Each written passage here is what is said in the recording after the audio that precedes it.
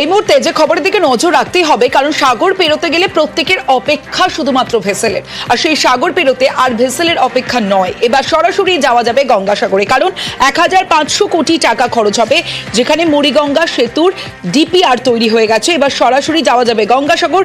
মুড়িগঙ্গার উপর তৈরি সেতু তৈরি চূড়ান্ত। আমার সঙ্গে সোমরাজ বন্দ্যোপাধ্যায় রয়েছে। সোমরাজ, কতটা সুবিধা হবে? দেখো, অবশ্যই সুবিধা হবে, তার কারণ এই যে 5 কিলোমিটারও বেশি দীর্ঘ যে সেতু, সেই সেতু তৈরির জন্য যে ডিপিআর, সেই ডিপিআর এর কাজ ইতিমধ্যেই শেষ হয়ে গিয়েছে। এবং শুধু তাই নয়, এই সেতু তৈরির জন্য যে টেন্ডার প্রক্রিয়া, সেই টেন্ডার প্রক্রিয়া ইতিমধ্যেই হয়ে গেছে। ফলত এবার সেতু তৈরির যে মূল কাজ, সেই মূল কাজ শুরু হবে। যে সংস্থা এই টেন্ডারের মাধ্যমে কাজটি পাবেন, তারা এই কাজটি শুরু করবেন।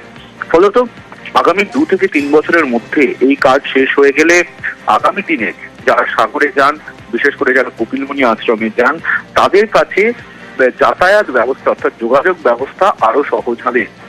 এই গঙ্গাসাগর সেতু, যার নাম দিয়েছেন মুখ্যমন্ত্রী মমতা বন্দ্যোপাধ্যায়, এই বুড়িগঙ্গা নদীর ওপরে ব্রিজ তৈরির জন্য গত বছরও মুখ্যমন্ত্রী মমতা বন্দ্যোপাধ্যায় প্রধানমন্ত্রীর কাছে চিঠি লিখেছিলেন যাতে কেন্দ্র আর্থিক সাহায্য দেয়। শুধু তাই নয়, গঙ্গাসাগর মেলাকে জাতীয় মেলা হিসেবেও যাতে ঘোষণা করা হয়, সেক্ষেত্রে রাজ্যের কোষাগার থেকে গোটা টাকাই খরচ হয় এই মেলা পরিচালনা করার জন্য। সেক্ষেত্রে জাতীয় মেলা ঘোষণা হলে কেন্দ্রের তরফ থেকেও আর্থিক অনুদান পাওয়া যায়।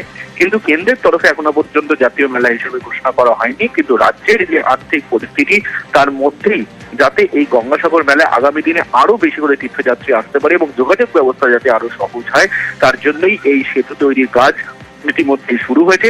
মুখ্যমন্ত্রী মমতা বন্দ্যোপাধ্যায় জানিয়েছেন যে রাজ্য সরকারের কোষাগার থেকে 1500 কোটি টাকা ব্যয় এই সেতু তৈরি হবে। ইতিমধ্যেই টেন্ডার প্রক্রিয়াও হয়ে গেছে। বেশ সোমরাজ।